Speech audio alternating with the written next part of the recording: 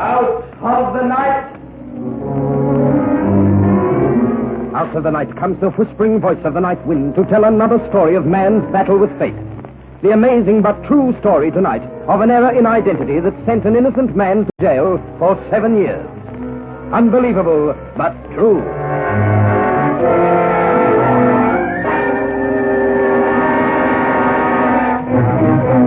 I don't know anything about it. I swear it. You got to believe me.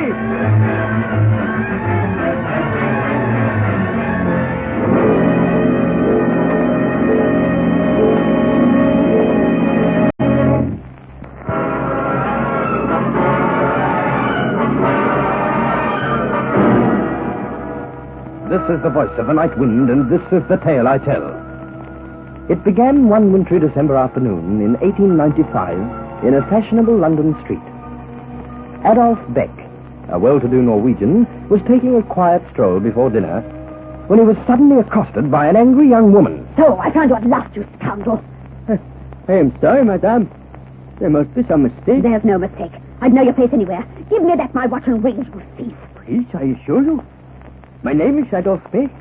I am a Norwegian, a visitor to London. Don't think you can get out of it like that. I assure madame she is in error. Now, if you will please excuse Oh, me. no, you don't. Police! Help! Police! Please, madame, I implore you. Hey, what's going on here? Is this man annoying you, lady? He's a thief. I've been searching for him for days. He obtained valuables of mine by trickery. Ah, one of them, eh? This is preposterous, Constable. I've tried to explain to the young lady that she is mistaken for someone else. My name is... Never mind about that now. You better come along with me. You can tell your story to the sergeant.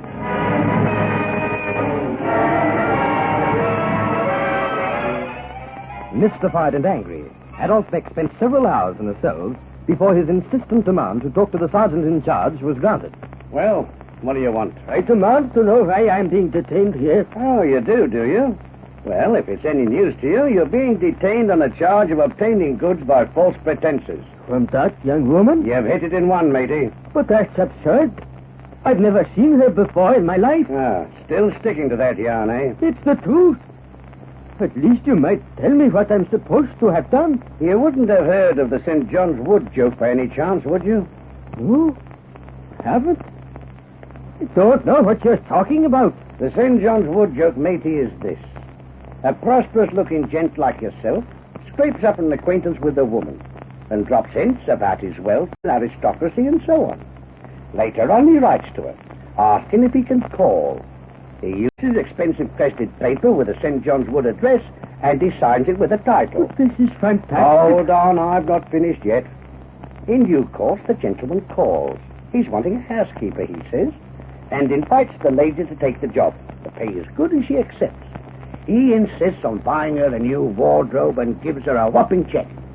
Then the talk gets round to jewelry. She shows him what she has. He says it needs resetting and improving. So he takes the whole lot of it away to have it fixed. And that's the last she sees of him or her stuff. And even the check comes back marked no account, but of course you wouldn't know about such things, would you? No, I wouldn't. And let me tell you, Sergeant... If you don't mind, I'll do all the telling around here. We've had a lot of complaints these last few months about swindlers like you. I've sent messages out to all the women who've been taken in. And in half an hour or so, matey, you're going to take your chance in the lineup. If you're as innocent as you say, you've nothing to fear. Otherwise, you can look forward to a nice, long stretch.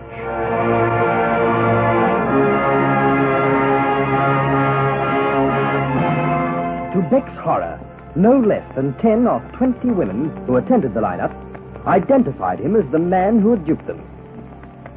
Then someone looked up the records and discovered that a man known as John Smith had gone to jail for 5 years way back in 1877 for similar offenses.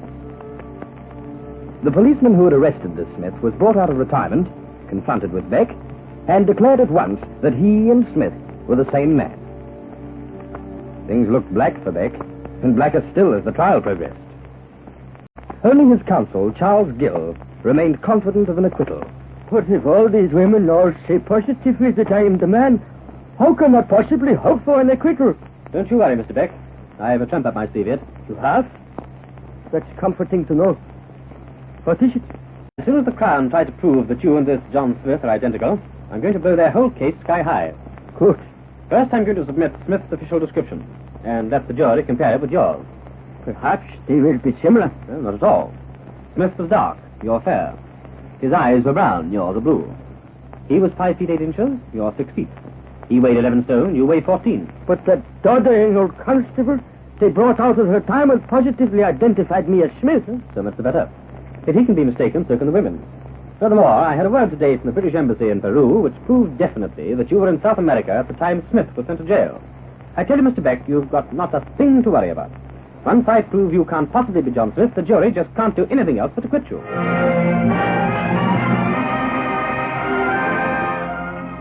Counsel's reasoning was sound enough. The only catch was that the Crown prosecutor happened to see the same trap and carefully avoided walking into it. And as to the suggestion, Your Honor, that my client has had a previous conviction for an offense of this nature, and that he is in fact identical with one John Smith, I object, Your Honor. What are your grounds, Mr. Avery? I submit, Your Honor, that the prisoner is charged with misdemeanor on 10 specific counts during 1895. The question of whether he is or is not John Smith has nothing whatever to do with the present charges, nor can its introduction serve any possible purpose but to confuse and prejudice the proceedings before this court. with all due respect to my learned colleague, Your Honor, I submit... Objection sustained. Did Your Honor say sustained? I did, Mr. Gill. Pray proceed with your case, and omit all reference to the name of John Smith, and of any incident or person not directly concerned with the charges before the court.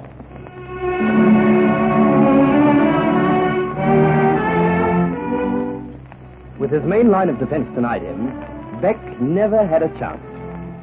He was found guilty, and still fervently protesting his innocence, sentenced to 7 years jail.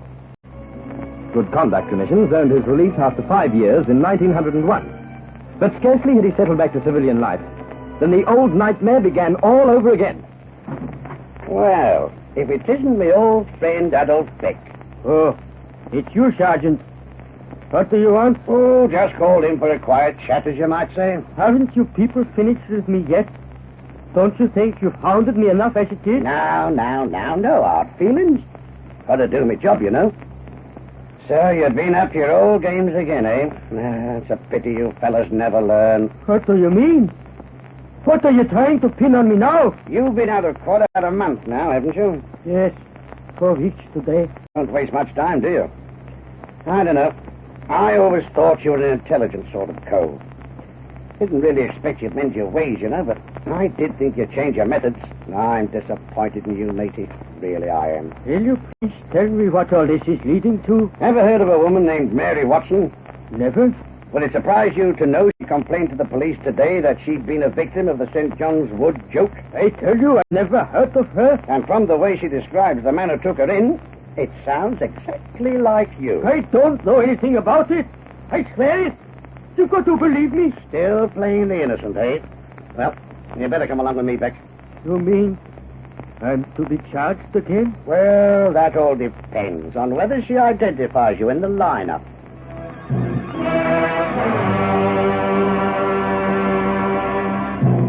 So once again, the whole incredible business was repeated. To Adolf Beck, it must have seemed like some hideous nightmare. In the lineup, the woman had no hesitation in selecting him as her defrauder. He was charged, stood his trial, found guilty, and remanded for sentence. Then, as he waited miserably in his cell to learn his fate, the whole case suddenly and dramatically cracked open. Congratulations, Beck. You're free. I'm free? Well, all except for a few legal details. You mean they reviewed my case? I mean they've caught the real criminal, John Smith. It can't be true. It is true. They arrested him in a pawn shop 4 hours ago, trying to dispose of some of Mary Watson's jewels. He's broken down under cross-questioning and has confessed everything. Everything? Yes, including the crimes that you were sent to jail for 5 years ago. You're not only free, Mr. Beck, but your name has been cleared. And if I can't get you whopping compensation for your wrongful imprisonment, my name is not Charlie Gill.